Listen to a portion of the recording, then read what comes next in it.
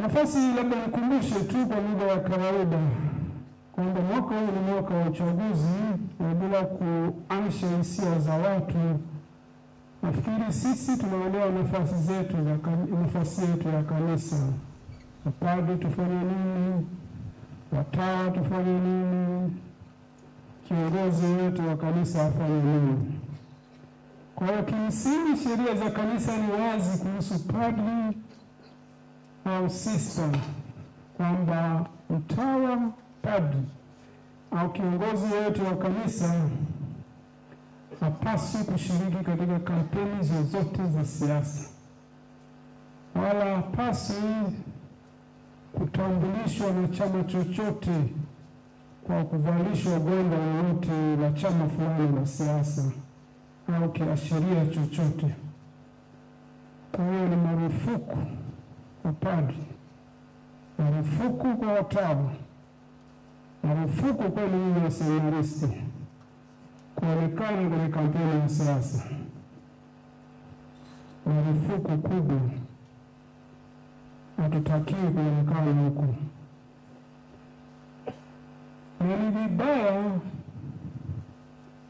watu kurubuni na kuhadaa watu. Hawa wahusika wakipita kwenye nyumba za kanisa, wakipita kwenye konventi za kanisa, kuhadaa na kurubuni, hiyo ni dhambi. Haipaswi kumrubuni mtu kitu ambacho hafahamu.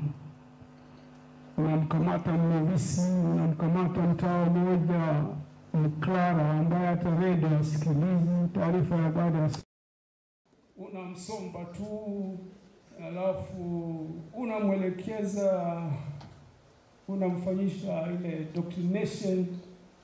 Hiyo ni dhambi na ni makosa makubwa, marufuku.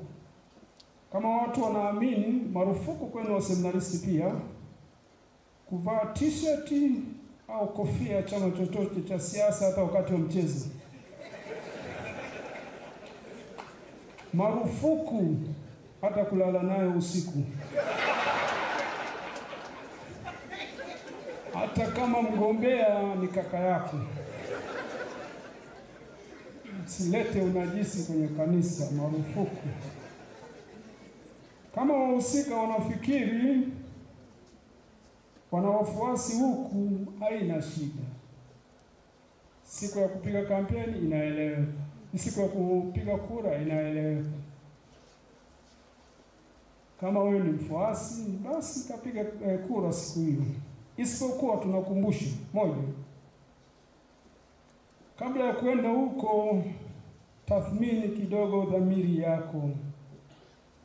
Lakini dhamiri inaweza kuwa potofu isipokuwa na uelewa wa kutosha. Nafikiri hapa kuna mapadri moralist wataelewa zaidi hilo na wanaweza kutuongoza katika hilo. Tuachane na dhamiri potofu, erroneous conscience. Lazima conscience iwe very clear. Dhamiri yako itakuwaje safi na kamili? Kwanza uwe na uelewa wa kutosha kwa hicho unachoenda kufanya. Listen to your conscience. Usikilize dhamiri yako kuhusu ukweli na ile iliyo sawa, kwamba katika hili kweli ni lipi na lililo la haki ni lipi. Soma neno la Mungu likuongoze. Pitia amri za Mungu. Sali juu ya hiyo. Ihoji dhamiri yako, na hapo ufanye uamuzi wako. Tumsifu Yesu Kristo. La mwisho, mwaka wa jubilei kama ilivyo miaka mingine ya jubilei, ni mwaka pia wa kuomba upatanisho, huruma ya Mungu, kama tunavyoomba huruma ya Mungu kwa jubilei yetu kuu hii. Tunaomba huruma ya Mungu kwa yale ambayo kanisa haikufanya vizuri katika miaka hii 100 hapa Kipalapala, lakini hii ni kanisa la Tanzania kwa sababu watu wengi wameanzia hapa. Tunaomba msamaha katika hilo.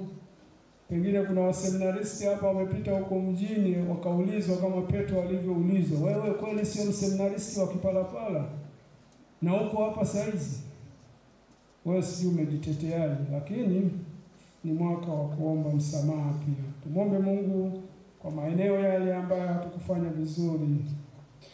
Tumwombe Mungu kwa pale ambapo hatukuhubiri Injili vizuri katika hii miaka 100 iliyopita.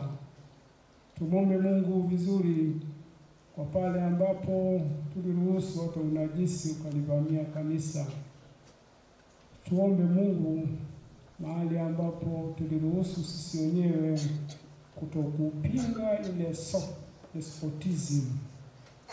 Tumsifu Yesu Kristo. Jubilei kuu 2025. Mahujaji katika matumaini. Mahujaji katika matumaini.